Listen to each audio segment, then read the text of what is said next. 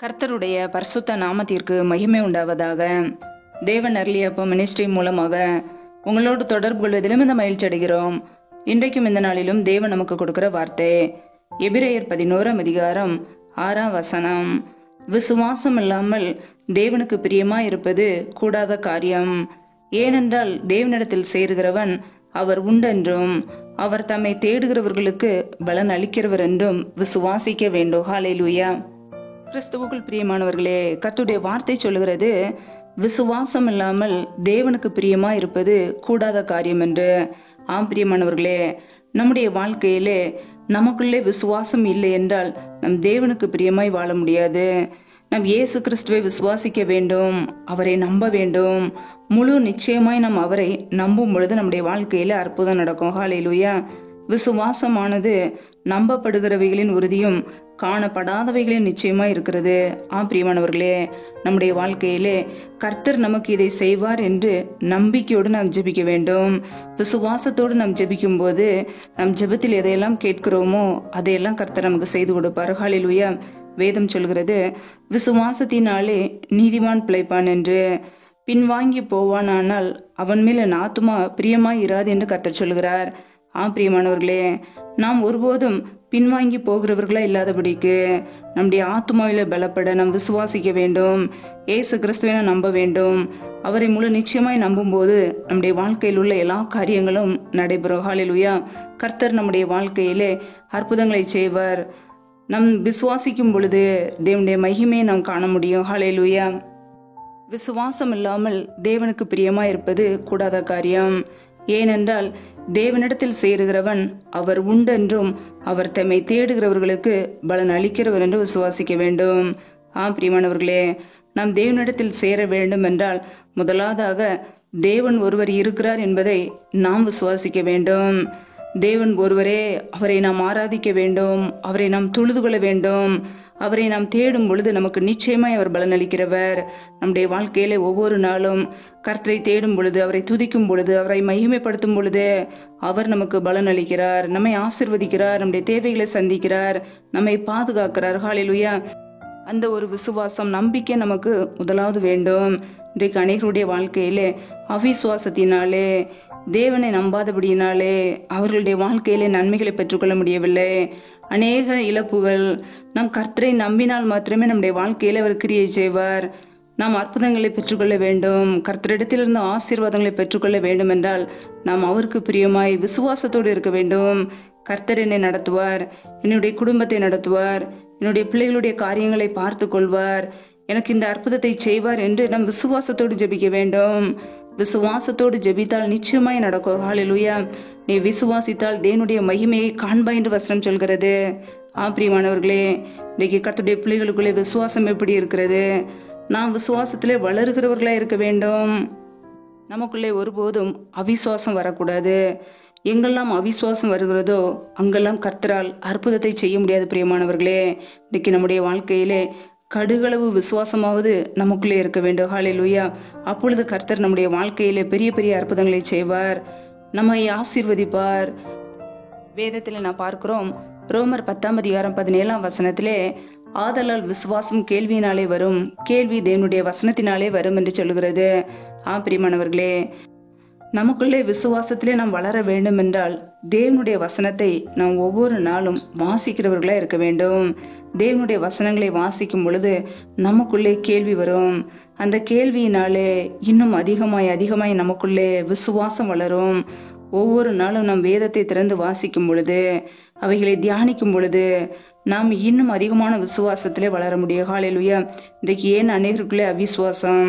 ஏனென்றால் வேதத்தை நேசிக்கவில்லை, வேதத்தை வாசிக்கவில்லை. நம் வேதத்தை வாசிக்கும் பொழுது நமக்குள்ளே கேள்வி வரும். அதற்கு ஆவியானவர் நமக்கு பதில் கொடுப்பார், நமக்கு கற்றுக் கொடுப்பார். ஒவ்வொரு நாளும் நம்மை போதிக்கிறவர், நம்மை நடத்துகிறவர். நம் தேவனுடைய வசனத்தை தேடி வாசிக்கும் பொழுது நமக்குள்ளே விசுவாசம் வளரும். ஹல்லேலூயா. கர்த்தருடைய பிள்ளைகள் ஒவ்வொரு நாளும் வேதத்தை நேசிப்போம். வேத வசனங்களை தியானிக்கும் பொழுது நமக்குள்ளே விசுவாசத்திலே நாம் வளர முடியும். ஹல்லேலூயா. வேதத்திலே நாம் பார்க்கிறோம், 1 தீமோத்தேயு 4 அதிகாரம் 1 சிலர் வஞ்சிக்கிற ஆவிகளுக்கும் பிசாசுகளின் உபதேசங்களுக்கும் செவி கொடுத்து விசுவாசத்தை விட்டு விலகி போவார்கள் என்று அங்கே வசனம் சொல்கிறது. பிரியமானவர்களே, இன்றைக்கு அநேகருடைய வாழ்க்கையிலே வஞ்சிக்கிற ஆவிகளுக்கு செவி கொடுக்கும் போது, பிசாசுகளின் உபதேசங்களுக்கு செவி கொடுக்கும் போது விசுவாசத்தை விட்டு விலகி போகிறார்கள். நம்முடைய வாழ்க்கையிலே நாம் வேதத்தை அறிந்து கொண்டால் மாத்திரமே எது கர்த்தருடைய உபதேசம், எது பிசாசுகளின் உபதேசம் என்று நாம் அறிந்து கொள்ள முடியும். பிசாசுகளின் உபதேசங்களிலே நம்மை விசுவாசத்தை விட்டு அது விலகச் செய்யும். நம்மை பயங்காட்டுகிறதாக இருக்கும்.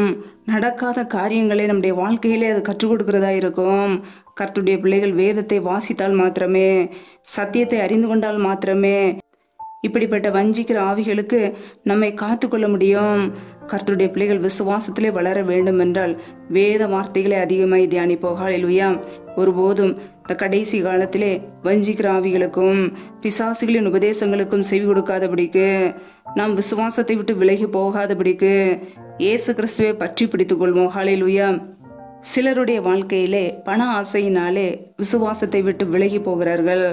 நாம் பண ஆசை உள்ளவர்களாய் ஒருபோது இருக்கக்கூடாது. ஒவ்வொரு நாளும் நம்முடைய தேவைகளை சந்திக்கிறவர் கர்த்தர், நம்மை நடத்துகிறவர் கர்த்தர். போதும் என்கிற மனது நமக்கு இருக்க வேண்டும். ஹல்லேலூயா. இன்றைக்கு அநேகருடைய வாழ்க்கையிலே பண ஆசையினாலே, பொருள் ஆசையினாலே இயேசு கிறிஸ்து மீது வைத்த விசுவாசத்தை விட்டு விலகி வழி விலகி விசுவாசத்திலே குறைந்து போகிறார்கள். கர்த்தருடைய பிள்ளைகள் விசுவாசத்திலே வளருகிறவர்களாய் இருக்க வேண்டும். விசுவாசத்திலே பெருகிறவர்களாய் இருக்க வேண்டும். நாம் விசுவாசிக்கும் பொழுது தேவனுடைய மகிமையை பார்க்க முடியும். தேவன் நம்முடைய வாழ்க்கையிலே அற்புதங்களை செய்வார். ஹல்லேலூயா. வேதத்திலே நாம் பார்க்கிறோம், மத்தேயு 13:58 அவர்களுடைய அவிசுவாசத்தின் நிமித்தம் அவர் அங்கே அநேக அற்புதங்களை செய்யவில்லை என்று வசனம் சொல்கிறது. ஆம் பிரியமானவர்களே, இயேசு கிறிஸ்து தாம் வளர்ந்த ஊரிலே போய் ஜெபாலயத்திலே உபதேசம் பண்ணுகிறார்.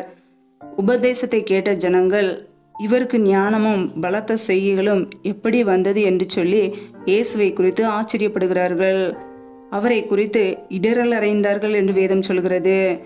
பிரியமானவர்களே, இவன் தச்சனுடைய குமாரன் அல்லவா என்கிறார்கள். அப்படி அவர்கள் அவிசுவாசத்தின் நிமித்தம் அங்கே இயேசு கிறிஸ்துவால் அற்புதம் செய்ய முடியவில்லை. பிரியமானவர்களே, நம்முடைய வாழ்க்கையிலே நமக்கு அவிசுவாசம் வரக்கூடாது. இயேசு கிறிஸ்து நம்முடைய வாழ்க்கையிலே எல்லா அற்புதங்களையும் செய்வார், நம்முடைய தேவைகளை சந்திப்பார், எல்லா நேரங்களிலும் நம்மை நடத்துவார் என்ற விசுவாசம் நமக்குள்ளே இருக்க வேண்டும். ஹல்லேலூயா. நம்முடைய வாழ்க்கையிலே பாடுகள் பிரச்சனைகள் வந்தாலும் நம்முடைய விசுவாசம் குறையக்கூடாது. யோபுவின் வாழ்க்கையிலே அவர் நீதிமானாய் வாழ்ந்தார், தேவனுக்கு பயந்து வாழ்ந்தார், பொல்லாப்புக்கு விலகி வாழ்ந்தார். ஆனாலும் சோதனை வந்தது. சோதனை நேரத்தில் கூட அவர் பொறுமையோடு இருந்தார். அவர் இயேசு கிறிஸ்து மீது வைத்த விசுவாசத்திலே குறையவில்லை. அவர் நம்பிக்கையோடு இருந்தார். நம்முடைய வாழ்க்கையிலே பாடுகள் உபத்திரங்கள் வரும்போது, சோதனைகள் வரும்போது நாம் என்ன செய்கிறோம்? நாமே சற்று ஆராய்ந்து பார்ப்போம். சோதனைகள் வரும்போது நாம் சகித்து கொள்ள வேண்டும். நம்முடைய விசுவாசம் குறையக்கூடாது. ஹல்லேலூயா. நம்முடைய விசுவாசம் சோதிக்கப்படும் பொழுது கர்த்தருடைய பிள்ளைகள் விசுவாசத்திலே உறுதியாக இருக்க வேண்டும். இன்றைக்கு அனைவருடைய வாழ்க்கையிலே பாடுகள் பிரச்சனைகள் வந்தவுடன், ஏன் என்னுடைய வாழ்க்கையிலே இந்த பிரச்சனை போராட்டம் என்று சொல்லி இயேசு கிறிஸ்துவை விட்டு விலகி போகிறார்கள். கர்த்தருடைய பிள்ளைகள் அப்படி இருக்கக்கூடாது. நம்ம இயேசு கிறிஸ்துவை மீது விசுவாசத்தோடு நம்பிக்கையோடு இருக்கும்போது முடிவு புரிந்து அவர் நம்மை நடத்துவார். ஹல்லேலூயா. நம்மை ஆசீர்வதிக்கிற தேவன். நம் விசுவாசத்தோடு அவரை ஒவ்வொரு நாளும் தேடும் பொழுது அவர் நிச்சயமாய் நமக்கு பலன் அளிக்கிறார், நம்மை ஆசீர்வதிக்கிறார். நம்முடைய வாழ்க்கையிலே நம் விசுவாசத்திலே வளர தேவனுடைய வசனத்தை தேடி வாசிப்போம். ஹல்லேலூயா. நமக்குள்ளே கேள்வி எழுப்பப்படும், ஆவியானவர் அதற்கு பதில் கொடுப்பார், நம்மை வழி நடத்துவார், சத்தியத்திலே நடத்துவார். ஹல்லேலூயா. கர்த்தருடைய பிள்ளைகள் விசுவாசத்திலே உறுதியா இருந்து சத்ருவுக்கு எதிர்த்து நிற்போம். இன்றைக்கு அனைவருடைய வாழ்க்கையிலே அவிசுவாசம் இருக்கிறதுனாலே சத்ருவிடம் எதிர்த்து நிற்க முடியவில்லை. கர்த்தருடைய பிள்ளைகள் அவிசுவாசத்தோடு இல்லாதபடிக்கு விசுவாசத்திலே உறுதியா இருந்து அவனுக்கு நாம் எதிர்த்து நிற்போம். ஹல்லேலூயா. விசுவாசம் அன்பு என்கிற மார்க்கவசத்தை அணிந்து கொள்வோம். நமக்குள்ளே விசுவாசத்தோடு நாம் வாழும்போது கர்த்தர் நம்மை நடத்துவார். விசுவாசம் இல்லாமல் தேவனுக்கு பிரியமாய் இருப்பது கூடாத காரியம். ஒருவேளை நமக்குள்ள அவிசுவாசம் இருக்கும் என்றால் நம் தேவனுக்கு பிரியமாய் வாழ முடியாது. நமக்குள்ளே விசுவாசம் இருந்தால் மாத்திரமே தேவனுக்கு பிரியமாய் வாழ முடியும். ஹல்லேலூயா. கர்த்தரை தேடும் பொழுது அவர் நமக்கு பலன் அளிக்கிறார். விசுவாசத்தோடு கர்த்தரிடத்திலே ஜெபத்திலே கேட்போம். நன்மைகளையும் ஆசீர்வாதங்களையும் சுதந்திரித்துக் கொள்வோம். ஹல்லேலூயா. கர்த்தர் தாமே இந்த வார்த்தையின்படி உங்களை ஆசீர்வதிப்பாராக. ஆமேன். நாமே அவருடைய சமூகத்திலே தாழ்த்தி அர்ப்பணித்து ஜெபிப்போம். ஜெபம்.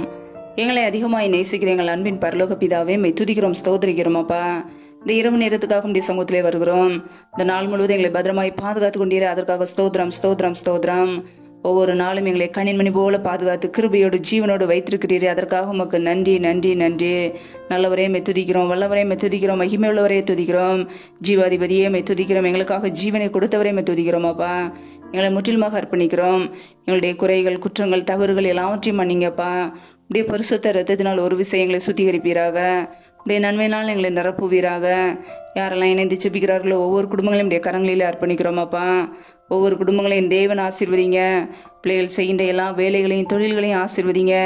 வேலை செய்ததற்கு ஏற்ற நல்ல பலனை சத்தத்தை கொடுங்கப்பா. கையின் கிரியைகளை ஆசீர்வத்தை பெருக பண்ணுங்க, வர்த்திய பண்ணுங்க. கையின் பிரயாசங்கள் தேவையில்லாத செலவுக்கோ வீண் செலவுக்கோ மருத்துவ செலவுக்கோ வட்டியும் சொல்லி போகாதபடிக்கு என் தேவன் பிள்ளைகளை ஆசீர்வதித்து உயர்த்துவீராக, மேன்மைப்படுத்துவீராக. எந்தெந்த குடும்பங்களில் எல்லாம் திக்கற்ற பிள்ளைகளாய் தனிமையோடு வாழ்கிறார்களோ, கணவரால் கைவிடப்பட்ட ஒரு நிலைமையிலே பிள்ளைகளை எப்படி வளர்ப்பது என்று சொல்லி கண்ணீரோடு வாழ்கிறார்களோ, என் தேவன் பிள்ளைகளுக்கு மனம் இறங்குவீராக. திக்கற்ற பிள்ளைகளுக்கு நீரே சகாயர். என் தேவன் மாத்திரமே உதவி செய்ய முடியும். பொருளாதார தேவைகளை சந்திங்கப்பா, பண தேவைகளை சந்திங்க. குடும்பத்திலே ஒரு அற்புதத்தை கட்டளையிடுவீராக. என் தேவன் ஆசீர்வதிங்கப்பா. உடைய கரங்களில் அர்ப்பணிக்கிறோம். எந்தெந்த குடும்பங்களிலெல்லாம் வேலைக்காக ஜெபிக்கிறார்களோ, வேலை காரியங்களில் இருக்கிற தடைகளை நீக்கி ஆசீர்வதிங்க. ஏசு கிறிஸ்துவின் வல்லமையில நாமத்தினாலே தடைகள் முற்றிலுமாக நீக்கப்பட்டு போவதாக. பிள்ளைகள் படிப்புக்கேற்ற நல்ல வேலைகளை ஏற்படுத்தி கொடுத்து ஆசீர்வதிங்க, உயர்த்துங்க. எந்தெந்த குடும்பங்களிலெல்லாம் கர்ப்பத்தின் கனிக்காக ஜெபிக்கிறார்களோ, பிள்ளைகளை ஆசீர்வதிப்பீராக. தடைகளை கொண்டு வருகிற பொல்லாத சத்ருவின் கிரிகள் எல்லாம் இயேசு கிறிஸ்துவின் நாமத்தினால் வெளியேறட்டும். ரீபா லகா தரபா ரக்கபா ரூகபா ரியாக்கபோரோ ஷேகல் எதேனமரஹர தரபலா. தடைகளை நீக்கி போடுகிறவர் பிள்ளைகள் வாழ்க்கையிலே முன்சென்று எல்லா தடைகளையும் நீக்கி ஆசீர்வதிங்கப்பா. அண்ணாலை ஆசீர்வதித்த தேவன் பிள்ளைகளையும் ஆசீர்வதிங்க. பழியை பெறுகிற கிருபைகளினால் நிரப்புங்க, நன்மையினால் நிரப்புங்க, ஆசீர்வதிங்கப்பா. எந்தெந்த குடும்பங்களிலெல்லாம் பலவீனத்தோடு சோர்வோடு வியாதியோடு இருக்கிறார்களோ, என் தேவன் அவர்களை சுகப்படுத்துங்க, பலப்படுத்துங்க. பலவீனத்திலும் பலன் பூரணமாய் விளங்கட்டும். என் தேவன் ஆசீர்வதிங்க, சுகப்படுத்துங்க, விடுதலையாக்குங்க. உடைய கரங்களிலே தாழ்த்துகிறோம். இந்த இரவு நேரத்தில் உடைய சமூகத்தில் எங்களை முழுவதுமாக தாழ்த்தி அர்ப்பணிக்கிறோம். சத்துரு கொண்டு வருகிற போராட்டங்கள், பிரச்சனைகள், தீமைகள், மரண பயங்கள், இருளின் அதிகாரங்கள், ஆபத்துகள், நாச மோசங்கள், தீமைகள், விக்னங்கள் எல்லாற்றுக்கும் விலைக்கு எங்களை பாதுகாத்துக் கொள்ளுங்க. உடைய இரத்த கோட்டைகளை எங்களை அர்ப்பணிக்கிறோம். உடைய கிருபைகளை அர்ப்பணிக்கிறோம். இந்த இரவு நேரத்தில் இன்பமான நித்திரை கொடுங்கப்பா. நல்ல சொப்பன தரிசனங்களை வெளிப்படுத்துங்க. வரப்போற காரியங்களை குறித்து எங்களோடு பேசுங்க.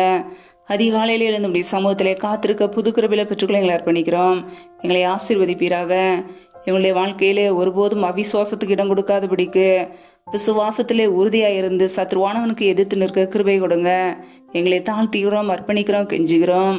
எல்லா துதி கன மகிமை இல்லாமல் ஒருவருக்கே செலுத்துகிறோம். ஏசு கிறிஸ்து மூலம் ஜெபிக்கிறோம் எங்கள் ஜீவனுள்ள நல்ல பிதாவே, ஆமேன்.